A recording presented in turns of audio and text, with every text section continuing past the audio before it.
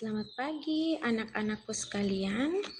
Kembali lagi dengan saya Ibu Irnawati Lelmin Esos mengampu mata pelajaran antropologi untuk anak-anak kelas 10 bahasa. Baiklah, hari ini kita akan belajar tentang konsep dasar antropologi.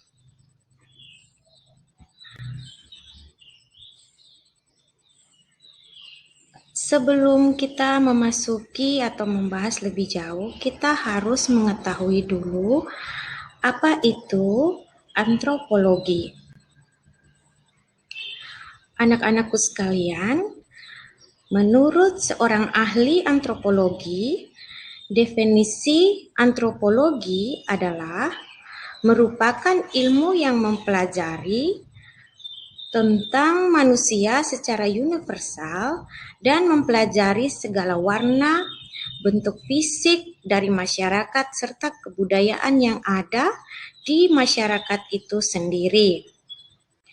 Jadi, antropologi itu belajar tentang kebudayaan masyarakat dan ciri-ciri fisik masyarakat itu sendiri. Anak-anakku sekalian, bisa juga kalian mencari definisi antropologi lain menurut para ahli antropologi lainnya di dalam Google.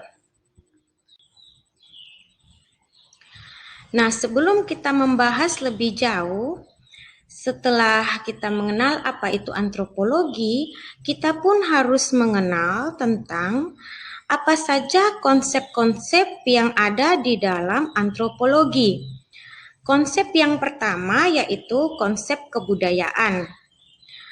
Kebudayaan berasal dari bahasa Latin yaitu culture, dari kata dasar color, yang berarti tumbuh atau berkembang. Secara umum, kebudayaan berarti warisan sosial seperti tradisi sopan santun dan kesenian yang berkembang dalam masyarakat serta dipelajari oleh generasi ke generasi.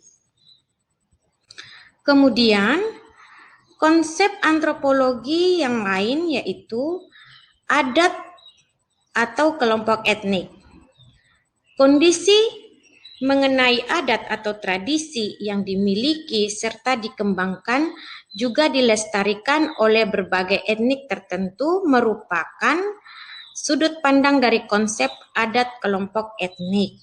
Contohnya, pada masyarakat Sumba, tradisi belis menjadi sebuah syarat atau sebuah keharusan dalam upacara pernikahan adat perempuan suku Sumba. Kemudian konsep antropologi lainnya yaitu etnosentrisme.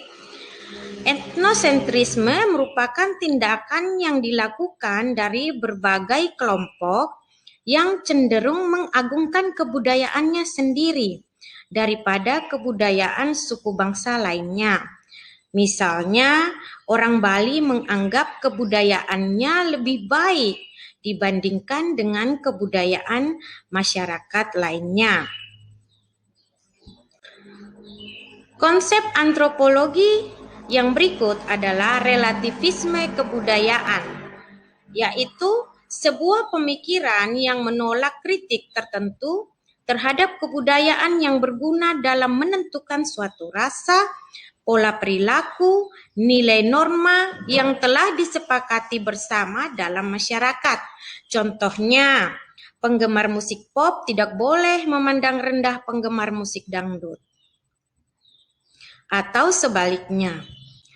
Kemudian konsep antropologi yang lain yaitu emik dan etik.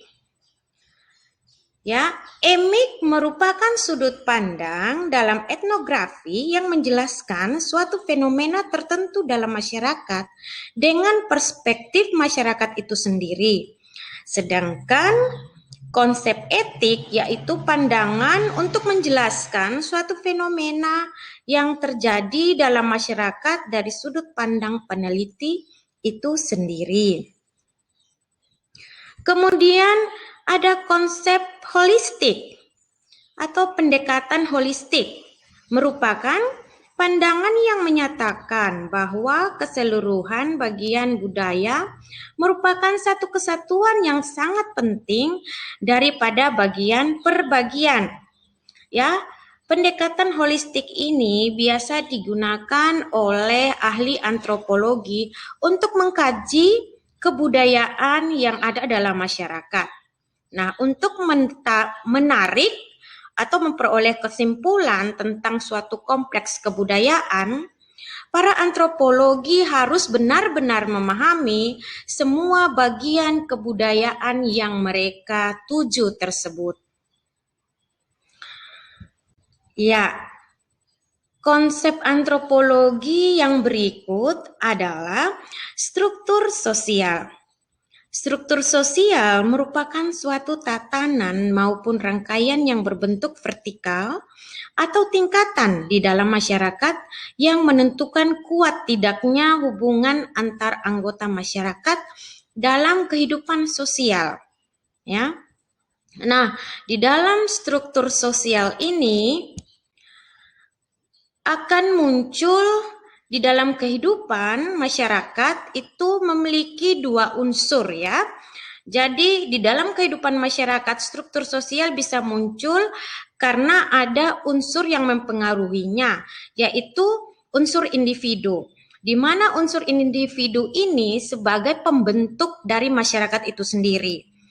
Nah, kalian sebagai individu, kemudian berkolaborasi dengan individu lainnya, sehingga kalian disebut sebagai masyarakat.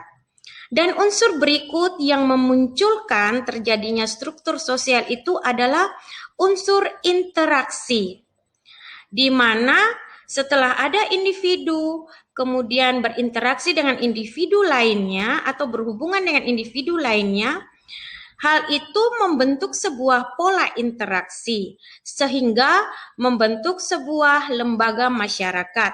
Contohnya lembaga keluarga. Ya, misalnya seperti ini ya.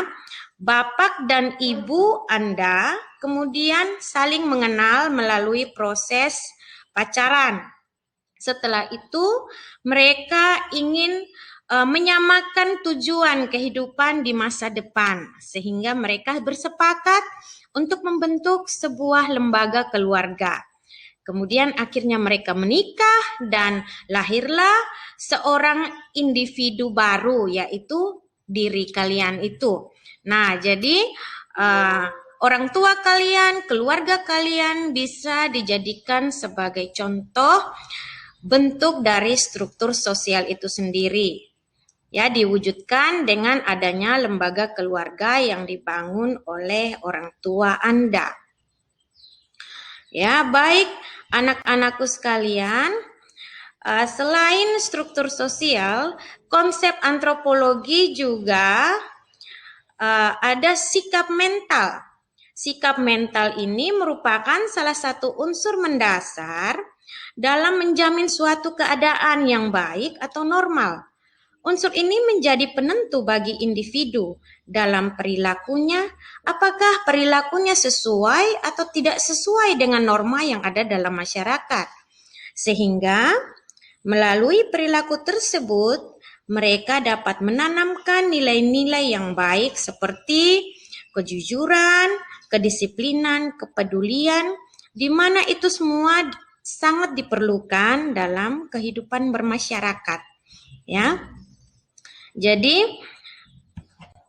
kita lanjut ya anak-anakku sekalian. Konsep berikut di dalam antropologi itu ada konsep Bhinneka Tunggal Ika, yang merupakan pandangan atau falsafah negara kita ya, bahwa meskipun kita berasal dari berbagai suku bangsa yang memiliki kebudayaan dan adat istiadat, bahkan bahasa yang berbeda ya, kemudian juga memiliki keberagaman wilayah kepulauan. Namun kita tetap satu dalam sebuah persatuan negara Indonesia dalam Panji Pancasila sebagai dasar negara kita. Nah, kemudian konsep antropologi yang lain yaitu masyarakat multikultural. Masyarakat multikultural nanti kalian bisa belajar atau pelajari lebih lanjut di dalam pencarian di YouTube ya, ada itu banyak sekali informasi-informasi tambahan mengenai masyarakat multikultural. Nah, yang mau Ibu sampaikan saat ini bahwa masyarakat multikultural itu memiliki ciri, yaitu masyarakat multikultural memiliki lebih dari sub kebudayaan. Maksudnya dia tidak terdiri dari satu saja, tetapi lebih dari ya. Kemudian masyarakat multikultural membentuk sebuah struktur sosial.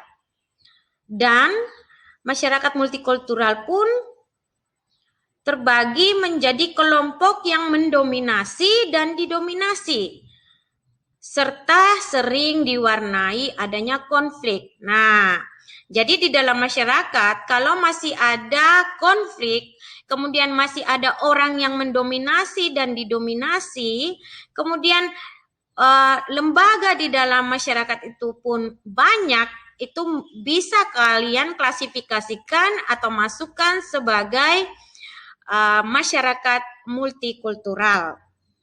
Kemudian kita lanjut pada konsep antropologi yang lain, yaitu masyarakat plural. Ya. Nah, anak-anakku sekalian, masyarakat plural adalah kumpulan orang yang hidup bersama-sama dengan berbagai tradisi, dengan berbagai kebudayaan, ya, dan kebiasaan yang berbeda.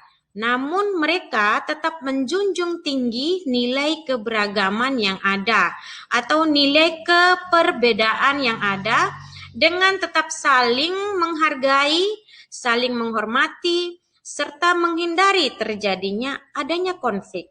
Nah, masyarakat plural ini merupakan cita-cita dari masyarakat Indonesia. Nah, kira-kira nih menurut kalian, masyarakat Indonesia atau bangsa Indonesia, apakah sudah bisa dikategorikan sebagai masyarakat plural? Kalian boleh melihat situasi yang mungkin kalian lihat terjadi di TV atau pada berita-berita yang muncul setiap harinya di TV. Kira-kira nih, dengan berbagai informasi yang muncul di TV, kalian bisa memahami atau kira-kira kalian bisa mengklasifikasikan apakah bangsa Indonesia, bangsa kita ini sudah bisa kita kategorikan sebagai masyarakat plural? Ataukah kita hanya baru bisa disebutkan sebagai masyarakat multikultural? Nah, itu menjadi pertanyaan dan bisa menjadi bahan perenungan kalian, anak-anakku sekalian, ya, sehingga kalian bisa kira-kira melihat nih bagaimana fenomena yang terjadi, apakah bangsa Indonesia sudah bisa dikategorikan sebagai masyarakat plural atau masih sebagai masyarakat multikultural. Nah, kita lanjut lagi pada cabang-cabang ilmu antropologi. Ya, dari depan tadi Ibu sudah menjabarkan tentang apa sih antropologi itu. Kemudian apa saja konsep-konsep dari antropologi. Nah, yang ketiga sekarang di dalam pembelajaran hari ini, Ibu harap kalian bisa tahu apa itu cabang-cabang ilmu antropologi. Nah, secara garis besar, antropologi itu dibagi menjadi dua, yaitu antropologi fisik dan antropologi sosial budaya. Nah, tugas kalian bisa mencari ya informasi tentang apa itu paleoantropologi atau apa itu antropologi biologi yang merupakan cabang antropologi fisik. Nah, begitu juga dengan antropologi sosial budaya. Anak-anakku sekalian bisa mencari ya informasi tentang apa itu antropologi linguistik, apa itu antropologi prehistori, dan apa itu antropologi etnologi. Nah, Ibu yakin kalian memiliki rasa ingin tahu yang sangat besar, sehingga Ibu memberikan kalian keluasan untuk mencari informasi tentang cabang-cabang ilmu antropologi itu tadi.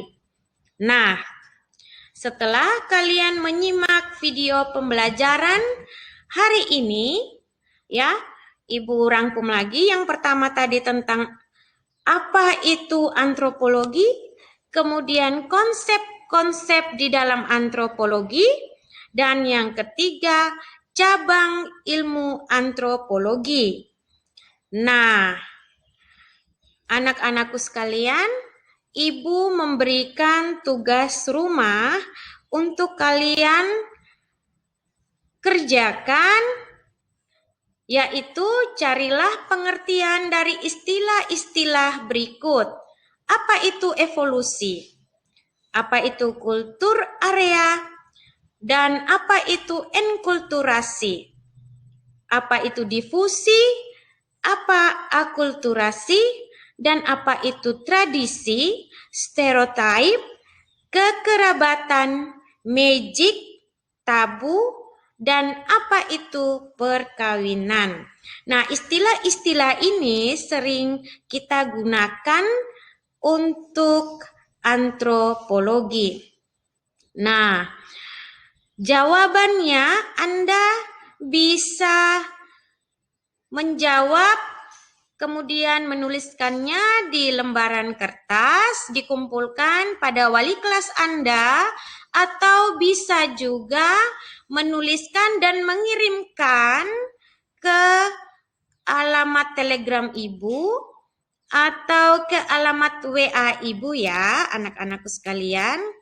Nah, dengan berakhirnya tugas untuk kalian kerjakan di rumah pada hari ini, maka materi pembelajaran kita tentang konsep dasar antropologi Ibu akhiri sampai di sini. Ibu berharap kalian tetap taat prokes, kemudian kalian tetap belajar dari rumah, tetap sehat, dan tetap mengkonsumsi vitamin yang mampu membuat imun tubuh kalian bagus. Ya, Ibu mohon maaf apabila ada kata-kata yang kurang pantas atau ada pertanyaan, boleh kalian bisa komunikasi lebih lanjut dengan Ibu melalui nomor WA Ibu. Ya, Ibu pamit undur diri. Sekian, salam sehat selalu buat kalian dan salam untuk keluarga. Terima kasih.